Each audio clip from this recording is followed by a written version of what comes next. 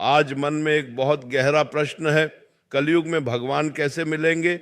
लोग कहते हैं कि यह युग पाप का है, भ्रम का है, अशांति का है, मन चंचल है, परिस्थितियां कठिन है, रिश्तों में स्वार्थ है, जीवन में भाग दौड़ है। ऐसे समय में क्या सचमुच भगवान मिल सकते हैं या भगवान केवल कथा कहानियों की बात रह गए हैं।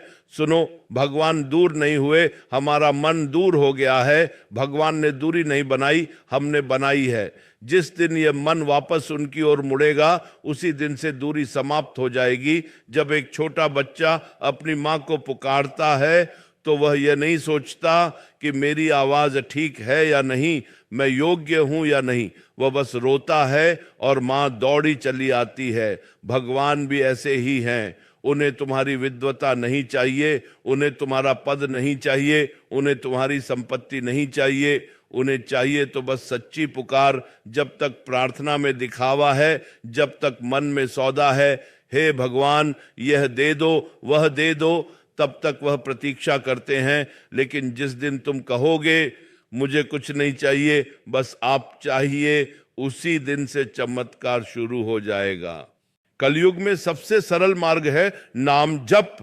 न बड़े यज्ञ की आवश्यकता, न कठोर तपस्या की आवश्यकता। इस युग में मनुष्य कमजोर है, इसलिए भगवान ने मार्ग सरल कर दिया। बस नाम लो, चलते फिरते, उठते बैठते, काम करते हुए मन ही मन राधे राधे, राम राम, हरे कृष्ण। नाम में ही पूरा स्वरूप है। जहां नाम है वहां भगवान है। तुम नाम लो, धीरे धीरे मन शांत होगा। मन शांत होगा तो भीतर प्रकाश जगेगा। लेकिन एक दीवार है जो भगवान से मिलने नहीं देती, अहंकार। मैंने इतना किया, मैं बड़ा भक्त हूं, मैं ज्यादा जानता हूं, यही मैं दूरी है। जब तक मैं है तब तक भगवान बाहर हैं। जिस दिन मैं मिट जाएगा उसी दिन भगवान भीतर प्रकट हो जाएंगे। झुको, झुकने में हार नहीं, झुकने में जीत है। जो झुक गया वह मिल गया। आज प्रेम भी शर्तों पर टिका है। हम भगवान से भी सौदा करते हैं। अगर मेरी नौकरी लग गई तो मैं प्रसाद चढ़ाऊंगा, अगर मेरा काम बन गया तो मैं भजन करूंगा। यह भक्ति नहीं, यह व्यापार है। भगवान व्यापार से नहीं, प्रेम से मिलते हैं। निष्काम प्रेम, जहां कुछ पाने की इच्छा न हो, केवल समर्पण हो। कभी अपने कमरे में अकेले बैठकर रोकर देखो, किसी को दिखाने के लिए नहीं, बस भीतर से। जब हृदय टूटता है और आंखों से सच्चे आंसू निकलते हैं, वहां भगवान बहुत पास होते हैं। भगवान को बड़े बड़े शास्त्रों की भाषा नहीं चाहिए, उन्हें चाहिए निर्मल हृदय। वह टूटे हुए दिल में जल्दी आते हैं, क्योंकि वहां दिखावा नहीं होता। सत्संग की शक्ति को समझो, जैसा सुनोगे वैसे बनोगे। अगर दिन भर संसार की बातें सुनोगे तो मन संसार में उलझेगा। अगर थोड़ी देर भी भजन सुनोगे, संतों के वचन सुनोगे तो मन ऊपर उठेगा। धीरे धीरे भीतर की दिशा बदल जाएगी। लोग पूछते हैं भगवान दिखते क्यों नहीं। मैं पूछता हूं, क्या तुमने देखने की कोशिश की? आंखें बाहर देखने की आदी हैं, भगवान भीतर हैं। जब मन शांत होगा, जब विचार कम होंगे, जब स्वार्थ हल्का होगा, तब अनुभव होगा कि वह तो हमेशा से यहीं थे। दुख क्यों आते हैं? क्योंकि दुख हमें झुकाते हैं। जब सब कुछ ठीक चलता है तब हम भगवान को भूल जाते हैं।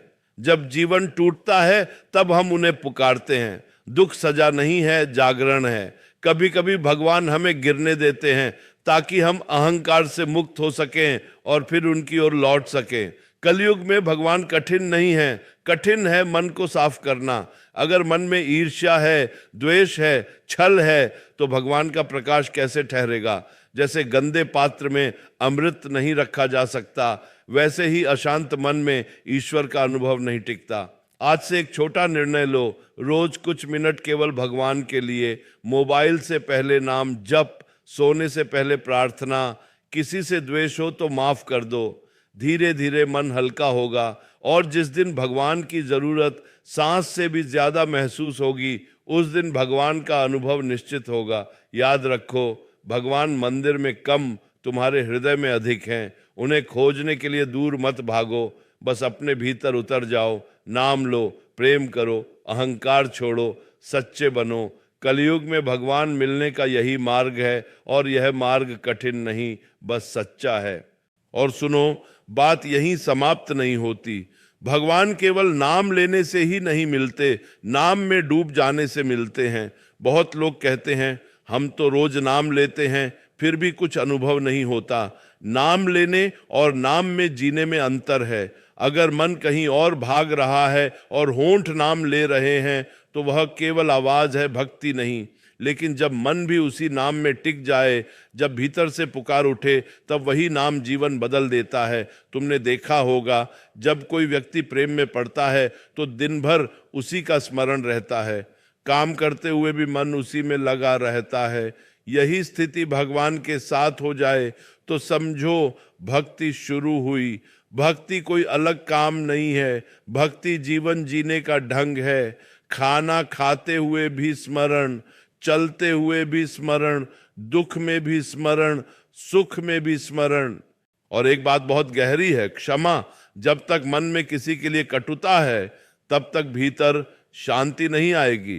तुम भगवान से मिलना चाहते हो लेकिन मन में किसी के लिए द्वेष रखे हुए हो, ये कैसे संभव है? भगवान प्रेम है, जहां द्वेष है वहां प्रेम का प्रकाश कैसे टिकेगा? इसलिए पहले मन को साफ करो। जिसने दुख दिया उसे माफ कर दो। माफ करना उसके लिए नहीं, अपने लिए है, क्योंकि जब तक तुम माफ नहीं करोगे तब तक वह व्यक्ति तुम्हारे मन में बैठा रहेगा। और सेवा बहुत बड़ा मार्ग है। जब तुम किसी भूखे को भोजन देते हो, किसी दुखी को सांत्वना देते हो, किसी निराश व्यक्ति को आशा देते हो, तब भगवान मुस्कुराते हैं। क्योंकि भगवान केवल मंदिर की मूर्ति में नहीं, हर जीव में है। अगर तुमने किसी का दिल जीता तो समझो भगवान का दिल जीत लिया। लोग पूछते हैं क्या भगवान सच में मिलते हैं? मैं कहता हूं हाँ, मिलते हैं। लेकिन मिलने का अर्थ क्या है? क्या आंखों से दर्शन होना ही मिलना है? नहीं। जब भीतर शांति उतर आए, जब परिस्थिति चाहे जैसी हो पर मन स्थिर रहे, जब डर कम हो जाए और विश्वास बढ़ जाए, यह भी भगवान का मिलना है। भगवान का मिलना कोई चमत्कार नहीं, एक अनुभव है, एक गहरी शांति का अनुभव। और याद रखो, भगवान को पाने की जल्दी मत करो। जल्दी में किया गया प्रेम टिकता नहीं, धीरे धीरे बढ़ो। जैसे सूर्योदय धीरे धीरे होता है, वैसे ही भक्ति भी धीरे धीरे खिलती है। एक दिन में परिवर्तन की अपेक्षा मत रखो, रोज थोड़ा थोड़ा आगे बढ़ो। आज 1 माला नाम जप, कल 2 माला, आज 5 मिनट ध्यान, कल 10 मिनट। धीरे धीरे मन स्थिर होगा। सबसे बड़ी बात विश्वास। अगर विश्वास डगमगाया तो साधना रुक जाएगी। चाहे कितनी भी परीक्षा आए, ये मत सोचना कि भगवान ने छोड़ दिया। कभी कभी वह परीक्षा लेते हैं, यह देखने के लिए कि तुम्हारा प्रेम सच्चा है या परिस्थिति पर आधारित है। अगर परिस्थिति बदल जाए और तुम बदल जाओ तो वह प्रेम नहीं था। प्रेम वह है जो हर हाल में अटल रहे। और अंत में एक दिन ऐसा आएगा जब तुम पीछे मुड़कर देखोगे और समझोगे कि भगवान तो हर मोड़ पर साथ थे। जब तुम रोए तब भी साथ थे, जब तुम गिरे तब भी साथ थे, जब तुमने हार मानी तब भी वह चुपचाप तुम्हें संभाल रहे थे।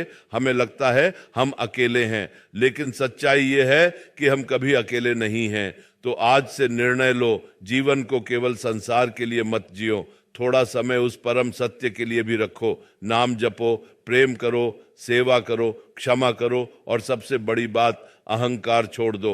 जिस दिन तुम सच्चे बन जाओगे उसी दिन भगवान का अनुभव होने लगेगा। कलयुग में भगवान दूर नहीं है, बस मन को सच्चा बनाना है। जब मन सच्चा होगा तो भगवान स्वयं प्रकट होंगे, शांति के रूप में, प्रेम के रूप में, विश्वास के रूप में। और उस दिन तुम कहोगे भगवान मिले नहीं, वह तो हमेशा से मेरे साथ थे। और सुनो, एक बहुत सूक्ष्म बात समझो, भगवान मिलना कोई घटना नहीं है, ये एक यात्रा है। लोग चाहते हैं कि आज प्रार्थना करें और कल चमत्कार हो जाए, लेकिन भक्ति खेत की तरह है। आज बीज बोओगे, कल अंकुर फूटेगा, फिर पौधा बनेगा, फिर वृक्ष, और फिर फल आएगा। धैर्य रखो। अधीर मन को भगवान नहीं मिलते, स्थिर मन को मिलते हैं। कई लोग कहते हैं हमारा मन बहुत भटकता है, हम क्या करें? मन का भटकना ही तो उसका स्वभाव है। तुम उसे जबरदस्ती रोकोगे तो वह और भागेगा। उसे प्रेम से बांधो। जैसे माँ छोटे बच्चे को डांट कर नहीं, प्यार से समझाती है, वैसे ही मन को धीरे धीरे नाम में लगाओ। अगर ध्यान करते समय विचार आ जाए तो परेशान मत हो, बस फिर से नाम पकड़ लो, बार बार पकड़ो, यही साधना है। और एक रहस्य जान लो, भगवान को पाने का सबसे सीधा मार्ग है विनम्रता। जितना बड़ा इंसान बनता है उतना झुकता है। नदी भी तभी बहती है जब नीचे की ओर जाती है। जो ऊंचा बनने की जिद छोड़ देता है वही भीतर से ऊंचा उठता है। इसलिए जीवन में सरल बनो, दिखावे की भक्ति मत करो। सोशल मीडिया पर भक्ति दिखाने से पहले भीतर भक्ति जगाओ। कभी अकेले में बैठकर अपने आप से पूछो, मैं भगवान को क्यों चाहता हूं? क्या केवल दुख दूर करने के लिए? क्या केवल मनोकामना पूरी करने के लिए? अगर ऐसा है तो अभी प्रेम अधूरा है। सच्चा प्रेम वह है जिसमें भगवान साधन नहीं लक्ष्य बन जाते हैं। जहां भगवान मिल जाए वहां बाकी सब अपने आप मिल जाता है। और ध्यान रखो, भक्ति में तुलना मत करो। कोई ज्यादा जप करता है, कोई कम, कोई आंसू बहाता है, कोई शांत बैठा रहता है। हर आत्मा की यात्रा अलग है। खुद को दूसरों से मत तौलो। भगवान तुम्हारे मन को देखते हैं, दूसरों की गति को नहीं। जीवन में 3 चीजें भगवान तक ले जाती हैं: स्मरण, समर्पण और संतोष। स्मरण यानी हर स्थिति में याद रखना, समर्पण यानी परिणाम की चिंता छोड़ देना, और संतोष यानी जो मिला है उसमें भगवान की इच्छा मान लेना। जब ये तीनों आ जाएंगे तब भीतर एक अद्भुत शांति उतर आएगी। कभी कभी भगवान तुरंत उत्तर नहीं देते। इसका मतलब यह नहीं कि वह सुन नहीं रहे। कभी वह चुप रहते हैं क्योंकि वह तुम्हें मजबूत बना रहे होते हैं। बच्चा चलना सीखता है तो माँ थोड़ी दूर खड़ी हो जाती है ताकि वह खुद कदम बढ़ाए।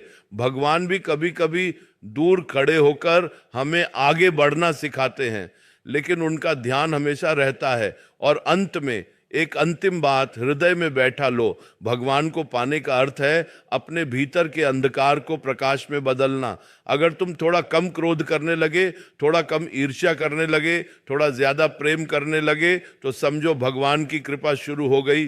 भगवान बाहर से नहीं आते, भीतर जागते हैं। आज से जीवन को साधना बना दो।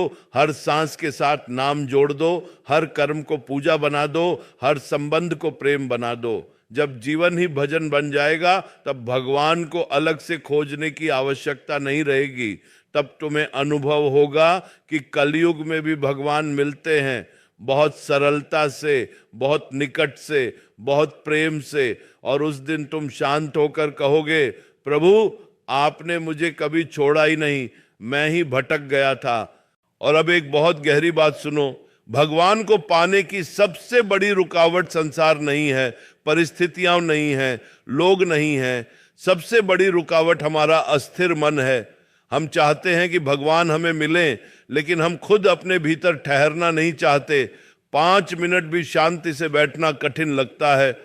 मन भागता है, विचार दौड़ते हैं, इच्छाएं खींचती हैं। भगवान स्थिरता में मिलते हैं। जहां शोर है वहां उनकी आवाज दब जाती है, जहां शांति है वहां उनका अनुभव स्पष्ट होता है। इसीलिए प्रतिदिन थोड़ा समय मौन में बैठो, कुछ मत मांगो, बस बैठो, नाम लो और अपने श्वास को महसूस करो। धीरे धीरे तुम देखोगे कि भीतर जो घबराहट थी वह कम होने लगी, जो बेचैनी थी वह हल्की होने लगी, और उसी शांति में भगवान की झलक मिलने लगेगी। एक और बात समझो, भगवान को पाने के लिए जीवन छोड़ना नहीं पड़ता, जीवन को बदलना पड़ता है। घर परिवार में रहकर भी भक्ति हो सकती है, नौकरी करते हुए भी नाम जपा जा सकता है। संसार से भागना समाधान नहीं, संसार में रहकर संतुलन बनाना साधना है। भक्ति का अर्थ जिम्मेदारियों से भागना नहीं है, भक्ति का अर्थ है जिम्मेदारियों को भगवान को समर्पित करके निभाना। जब तुम काम को पूजा मानकर करोगे तो काम भी साधना बन जाएगा। जब तुम परिवार की सेवा प्रेम से करोगे तो वह भी भक्ति बन जाएगी। और सुनो, डर भगवान से मिलने में सबसे बड़ी बाधा है। लोग कहते हैं अगर मैं पूरी तरह भगवान में लग गया तो संसार छूट जाएगा। नहीं, भगवान कुछ छीनते नहीं, वह तो देते हैं। वह तुम्हें भीतर से इतना मजबूत बना देते हैं कि संसार तुम्हें हिला नहीं पाता। भगवान मिलने का एक संकेत है। भय कम होना, जब विश्वास बढ़ता है तो डर घटता है, जब भरोसा आता है तो चिंता कम होती है। अगर तुम्हारे जीवन में धीरे धीरे शांति बढ़ रही है, सहनशीलता बढ़ रही है, प्रेम बढ़ रहा है, तो समझो भगवान का हाथ तुम्हारे सिर पर है। और एक और रहस्य, भगवान को पाने का अर्थ चमत्कार देखना नहीं है।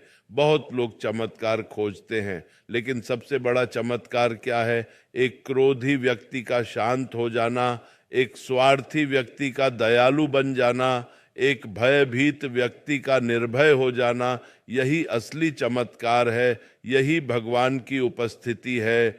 जब भीतर परिवर्तन होने लगे तो समझो यात्रा सही दिशा में है। और अगर कभी गिर जाओ, निराश हो जाओ, तो खुद को दोष मत दो, फिर से उठो।